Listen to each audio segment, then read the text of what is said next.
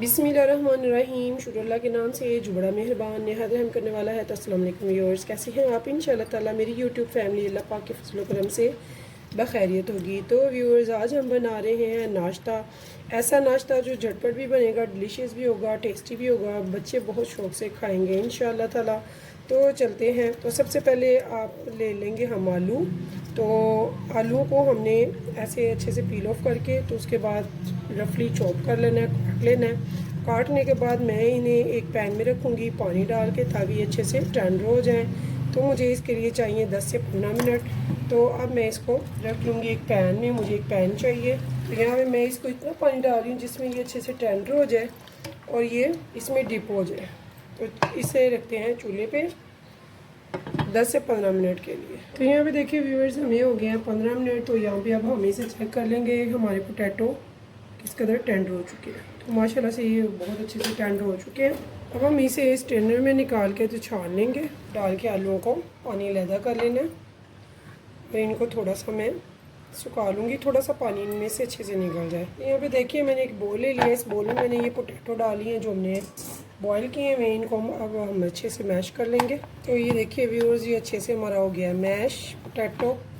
अब हमने इसमें नेक्स्ट क्या करना है वो मैं आपको बताती हूँ। तो अमूमन हमारे घर में, बच्चों वाले घर में भी स्पेशली होते हैं आलू। तो यहाँ पे मैंने मैदा डाला है, आप चाहें तो इसमें बेसन भी डाल सकते हैं। यहाँ पे मैंने 2 चम्मच भर के मैदा डाला है।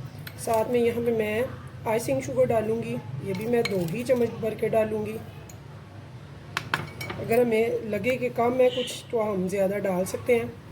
तो यहाँ पे मैंने थोड़ा सा डालना है इलायची पाउडर, थोड़ा सा, ज़्यादा नहीं हमने डालना।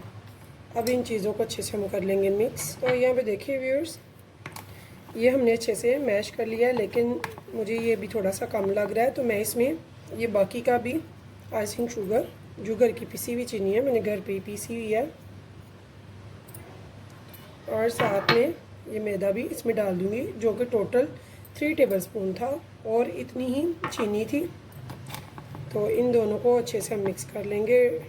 ये हमारी डो जो है माशाल्लाह से रेडी है। तो ये भी देखिए व्यूअर्स, मेरे पास ये राउंड में शेप है, तो मैं इस राउंड से शेप लूँगी। तो अगर आप अपने हाथ से राउंड शेप देना चाहते हैं तो आप हाथ से भी दे सकते हैं। तो इसमें ज़रा मैं टाइट सा करके तो नीट सी शेप देना पसंद करती हूँ। वैसे मैं इसकी सारी शेप्स निकाल के तो रख लूँगी।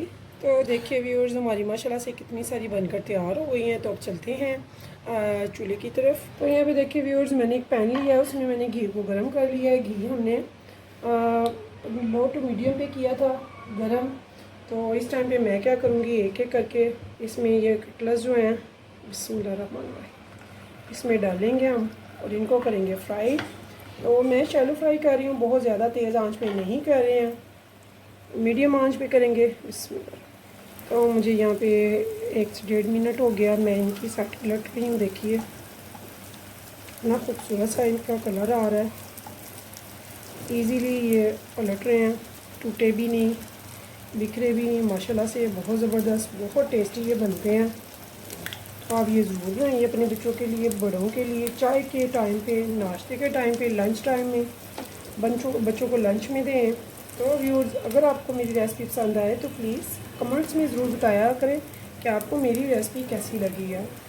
अब ये आगे से पीछे से तो हो गई है कलर में, लेकिन इसे साइडों से भी हमने करना है थोड़ा सा। तो इसलिए मैंने ये देखिए घी को ऐसे करा है ताकि ये अच्छे से साइडें भी इसके कलर में आ जाए। तो व्यूअर्स, कमेंट्स करना मत भूलिएगा, मुझे ज़रूर बताइएगा कि आपको मेरी ये रेसिपी कैसी लगी है, जो कि झटपट बनती है, टेस्टफुल होती है और बहुत मज़े की है। ट्राई ज़रूर कीजिएगा और मुझे ज़रूर बताइएगा।